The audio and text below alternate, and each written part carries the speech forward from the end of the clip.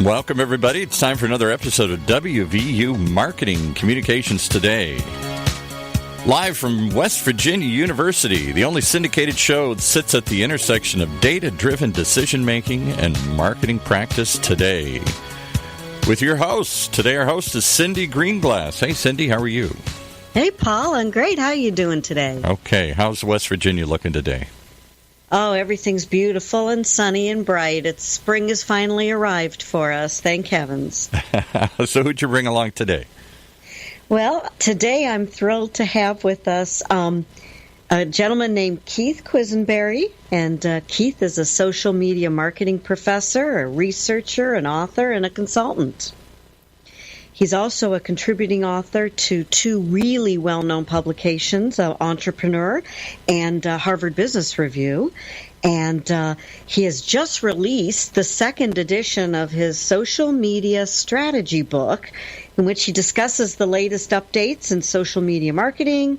He talks about strategies and tactics behind organizations' digital marketing efforts. Prior to teaching, he spent 17 years in marketing and advertising at some really well-known advertising agencies, such as BBDO. And he currently is adjunct professor at West Virginia University and assistant professor of marketing at Messiah College. So I'm thrilled to have Keith with us today. Oh, hi, yes. Hi, Cindy, thank you for having me. Sorry, I didn't know it was my turn to talk. She gave you a great introduction, and we're all waiting, and I guess it was sinking in on you here. Yes. You made me sound better than I feel like I am, but I'll give you my best and hopefully give some people some great insights. Well, Keith, I'm thrilled to have you with us today. And, just to set the stage, what we're going to talk about is simplifying social media metrics. Metrics are just simply the standards of measurement by which, efficiency, performance, or progress can be assessed. But in social media, it gets a lot more complicated, and it gets complicated quickly, as Keith says, with the amount of data and options that we have, what's collected, where it's collected. And so I wanted to kind of kick us off. And Keith, I'd like to start with this question where you said it gets complicated quickly, and say, tell me what you mean by that. Yeah, just for example, if we look at some of the top social media channels and what is actually available through their analytics programs, their insights programs. So Facebook Insights, it can give you all kinds of data. It can give you metrics on page posts, such as likes, unlikes, organic likes, paid likes, reach, engagement rate, impressions, graphic information. It can also give you detailed video stats, including views for 3 seconds, 30 seconds, 95% of total video length. Then if you jump into Twitter, Twitter gives you similar information on mentions, follows, and tweets linking to you, engagement rates, link clicks, retweets, and then you get into LinkedIn and Pinterest and Instagram, and they all have these very detailed, specific metrics. And it can get very overwhelming quickly, and there's almost too much to measure if you don't kind of know what you're trying to measure and what you're trying to prove. Holy cow, that's a lot of data. I didn't even realize that there was that much that you could measure just in that brief description. It does seem not only complicated, it's a lot of data which can be good, but yeah, how do you make sense of all of those individual metrics? I mean, where do you even start? Yeah, you have to make it to make all that data actionable or understandable. You have to understand the bigger picture, and what I like to associate that with is understanding your unique business goals. Recent data says that over 90% of medium and large businesses have used social media in their marketing for 5 years or longer. Yet, the CMO survey reveals that nearly half of marketers are unable to show the impact of their social media investments. They're still struggling to prove that ROI. And I think what's happening is too many of them are getting caught up in these smaller metrics. Like sometimes they're called vanity metrics, the likes, the comments, the shares.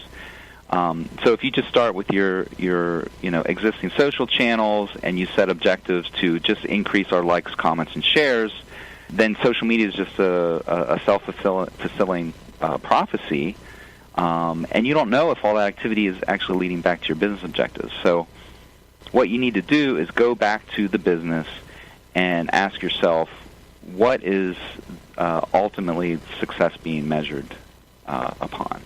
What is our business trying to do? And it can be things like increase sales or change the perception of the company. Perhaps you had a recent crisis and there was negative news about the company. You want to change that perception, and you want to increase positive sentiment versus negative sentiment. Maybe you're a nonprofit and you need more donations or volunteers. So you need to start there, then work your way through to the unique, specific social media metrics that are going to show progress towards those larger business goals. Very interesting. So I want to just follow up on that for a minute. The folks that have responsibility for their social media, the marketers who are in charge of the social media channel, do you think that they have visibility into the business goals? Is it a reasonable expectation that they should be aware of what the business is looking to achieve, or what those overall business or marketing objectives are? I think, they should be asking those questions. They may not have access to that. And, if you get a project and you're working on it, and you may not have access to the marketing plan, and you don't know what those larger objectives are. But to me, you can't have an effective social media strategy unless you understand what those business objectives are. So what I would do is I would first just start asking questions. If a client comes to me and they say, I just want you to do social media, I'm not just going to be happy with increasing, likes, shares, and comments on the existing social channels. I want to ask them, what numbers must you hit? How do you know you are successful? How does your boss judge your success? What has changed recently that's challenging your company? What do your stakeholders care about most? And, you may then pull out increasing sales, generating leads, improving customer satisfaction. Then go back and then start looking at your social media. And the first thing you may learn is, their business objective is related to a certain target market, and we're not even on the social channel that target market is most active on. Then you need to start even changing your tactics. Huh, interesting. Yeah, that's good, because I think so many of us marketers, we get, or, in business in general, if you're individual contributors and you're so focused on delivering on tactics, right? Sometimes you forget, the forest for the trees, just bringing your head up and asking that bigger question that, what are we trying to solve for? What is the overall marketing objective we're trying to achieve, or the business objective? It's good to remind us to ask that question. Yeah, I have off the top of my head, here's a good example. A social media-focused objective would be something like, within 6 months, grow our number of fans and increase engagement on Facebook by posting a minimum 5 times a week. Pretty good, specific, time-bound, quantifiable, measurable objective, but it's only social media-focused. Instead, you want to look for something like increase awareness of the brand by 20% for people ages 18 to 24 within 6 months. And then you're looking at the bigger picture, and you're like, okay, so I need to increase awareness of the brand for this age group. Where is that age group active? Well, they're not on Facebook. Actually, they're on Instagram and Snapchat. So suddenly now you're even playing in the right social channel, and then you're looking at the metrics that are going to help you measure that. That's a great example. Thank you, Keith. That's a great example. While we're on that and looking for some good examples, is there a simple way to link social media metrics, right, to the business marketing objective like you just shared with us? I understand in your book that you have some templates that you share. Yeah, I actually created a social media metrics template, and the template itself is very simple. But it's purposely simple to kind of weed through all this data and all the possibilities. And basically, what you do is it's a simple grid. On the left side, you list your social media channels. So you'll have, if you have a Facebook account, an Instagram account, LinkedIn, and YouTube, for example. And then across the top, you're going to list your business objectives.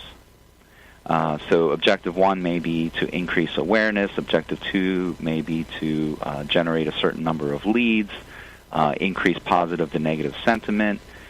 And then what you do is you just go down, and by channel and by objective, you establish a key performance indicator that's going to, from that specific social channel, that gives you an indication that you're meeting that objective. So, if it's the sentiment, you would do a simple, positive to negative sentiment on Facebook, and that would indicate whether you're meeting that business objective. Or if it's sales, you actually have e-commerce for your brand. Then you're going to look at your Google Analytics reports and see if the social channel is driving traffic to your website, and then what percentage of those people are actually going through and generating a sale. So you make it sound very nice and simple and really easy to follow. I think this will be a great tool for our listeners to take a look at. So this is in your recently published book, the second edition of Social Media Strategy, correct? Yes, but I also have all the main templates and guides from the book are on my website. You can download them for free as PDFs. And what website is that? It's postcontrolmarketing.com. POST controlmarketing.com. Great.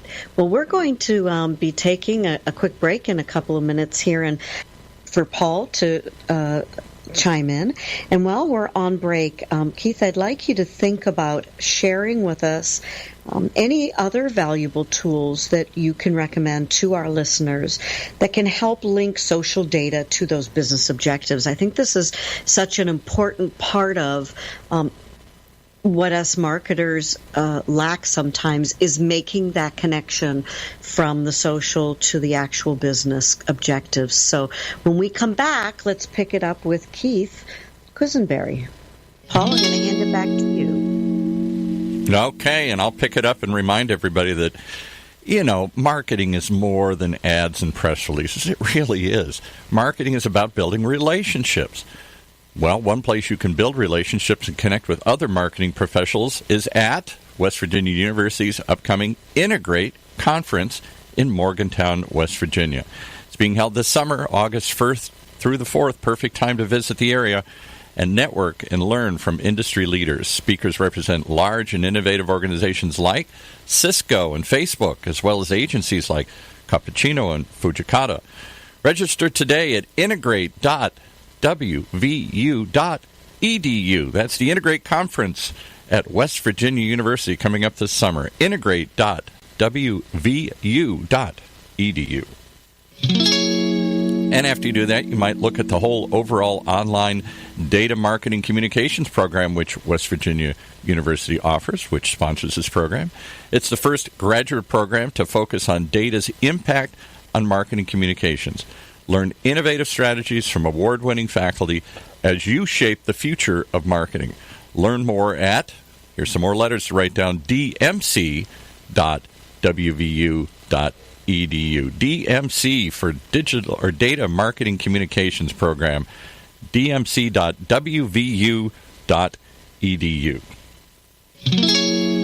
All right, let's go back to Cindy, who I'm sure has lots of letters after her name as well. You did really well on it this time, getting better. Paul. I know. I tease you sometimes. It's hard to get all those letters. It's a little bit of an alphabet soup, isn't it? Well, thank you, Paul. Right before the break, Keith and I were talking about linking social media metrics to overall business objectives, and I asked Keith to think about, are there some other tools in addition to his the templates that he shared with us available for free on his website that he could also recommend to our listeners. And Keith, have you had a chance to think of a couple of those tools you'd like to share with our listeners? Yes, one of the most valuable tools is, of course, Google Analytics. But Google Analytics has specific social reports, and these are especially useful in breaking down your social traffic to know how and which social media marketing is working best for you. There's actually a social conversions report, and that will show which social networks are leading to website conversions. And you can decide, you can set up what those conversions mean. It could be a direct sale, it could be a download, an email subscription, an event registration, a quote request, whatever that conversion is, and then it'll give you a report and it'll tell you which social media actions and channels are delivering those conversions. And you can even set specific dollar values to the conversion. How much is that? If it's a sale, it's how much they spent. But you could say, for the number, 40% of our quote requests actually end up in a B2B sale, and you can kind of figure out, well, what is a quote request worth, and you assign that dollar value to it, and then you're getting true ROI on that social media investment. Aha. Excellent. What about other monitoring and analytic tools beyond Google Analytics? Is there any others that you can think of that we can use? Yeah, if you're not using a social media publishing and listening and monitoring program, you want to look at something like a Hootsuite, or if you have a robust CRM, customer relationship management program like Salesforce, you can use their social media platform to really track this into your current customers and leads. There's a new one that I just heard about that your public relations listeners may be especially interested in. It's called TrendKite, and I think as a discipline, public relations has really kind of kicked off social media, kind of owned it, and then for a while here it's kind of been taken away from them with marketing and advertising people, and now they're coming back. And I think a lot of them are really trying to emphasize this metrics and measuring performance. So the TrendKite has created a very robust measurement system where they're tracking not just impressions of your articles, but they're pulling it back to delivering traffic to websites and engagement and awareness, search engine optimization. How much did that earned media actually contribute to driving traffic to the website? It's not just the traditional advertising or digital marketing that's contributing to that. So it helps public relations really justify what they're doing in social. And how do you spell that? It's TREND. KITE. AITE? KITE. KIT. Oh, like a kite. Yeah. Okay, I gotcha. All right, TrendKite. I got it now. Yes. Thank you for spelling that out for me. Good recommendation there for us. Thank you, Keith. I'm going to change gears on us just a little bit and ask you, we were talking about public relations, and yes, they traditionally had more of the softer metrics and how they've embraced this very much, and they're looking at KPIs and ways to measure the impact of their profession and their efforts and tactics on business objectives. But let's say, what is, in your opinion, what do you think the biggest mistake that marketers in general still make when it comes to metrics and social media? What comes to mind for you? Again, it's just this. I think we're thinking too small, and we just go into it and we take an existing social channel and set goals for raising numbers of engagement numbers, more followers, more likes, more comments, more shares. And I just feel like it's a social media only perspective, and you have to think outside of that. You have to connect those social media actions to broader business goals from the beginning, then you're backtracking later and you're trying to justify the management, the spending, and they're going to be asking you questions like, well, how much is a like really worth? And how do I know that like translated into a sale or, whatever they're looking for? So I would try to think of it in terms of, Jay Baer from Convince and Convert actually suggests, think of social media metrics in categories. This is another way to approach it.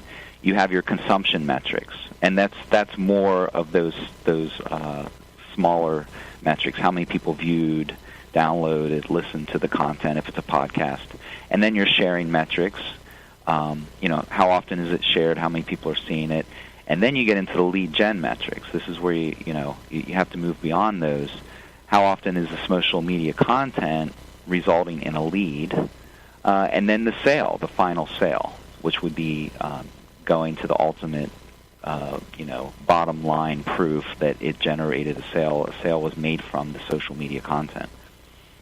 So it sounds like many of us are stuck in the tactic and looking at it, you said, too small. We have to think at a broader, start at the top in those categories: consumption, sharing, lead generation, sales being some of the major categories, and then drill down into how does that specific social media channel deliver on tactically on meeting those objectives.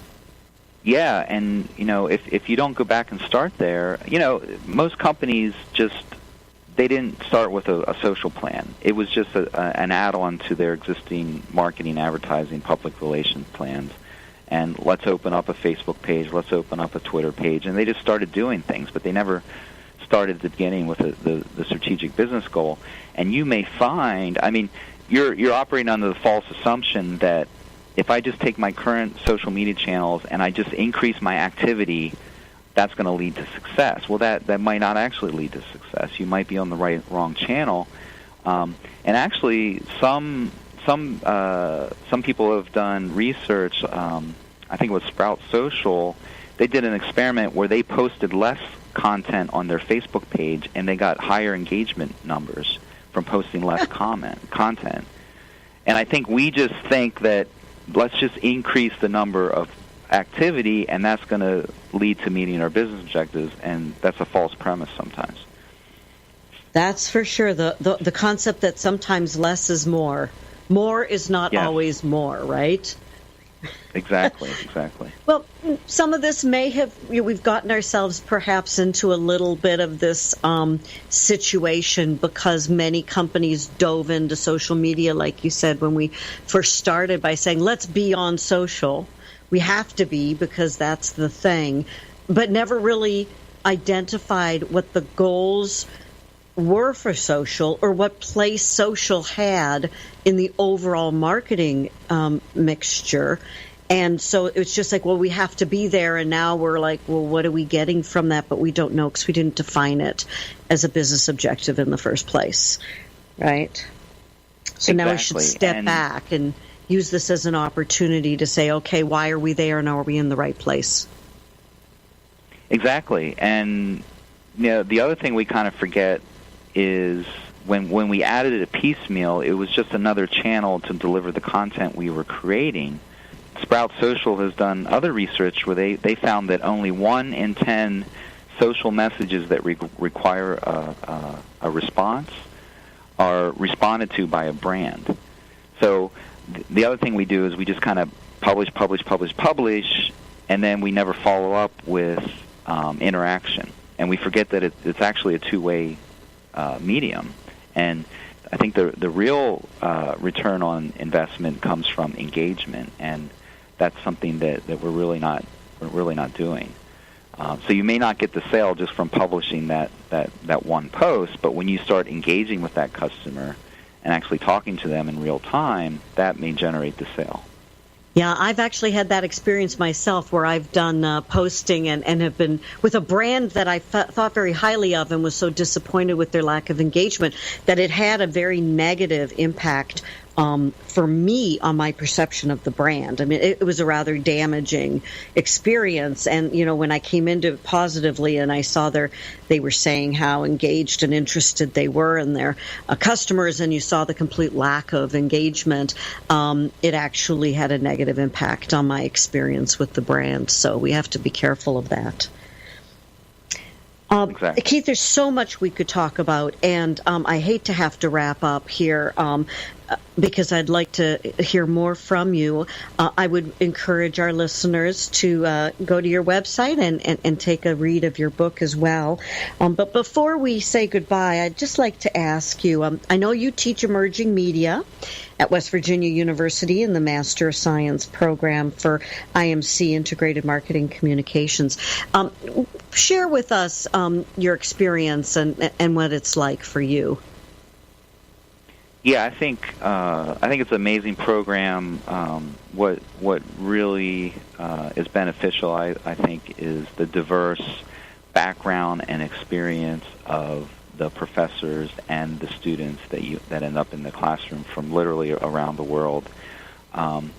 So you have this excellent foundation of the best practices and concepts and theories that are brought to the classroom, but then everyone has diverse business backgrounds and unique current situations, and when you bring that to the discussion, you come up with such a rich experience of how to apply these. And I have so many students that literally they learned it today and they apply it the next day in their job, or the report they created for work or for class, they turn into a report that they're a proposal for their boss to do something different in their current job, and it's very rewarding for me to see that. Great. Well, I think I learned something today I can apply as soon as we finish this call. So thank you so much, Keith Quisenberry, for your input today and for joining us on our show. Paul, I'm going to turn it back over to you, and have a good day. You've been listening to another episode of WVU Marketing Communications Today.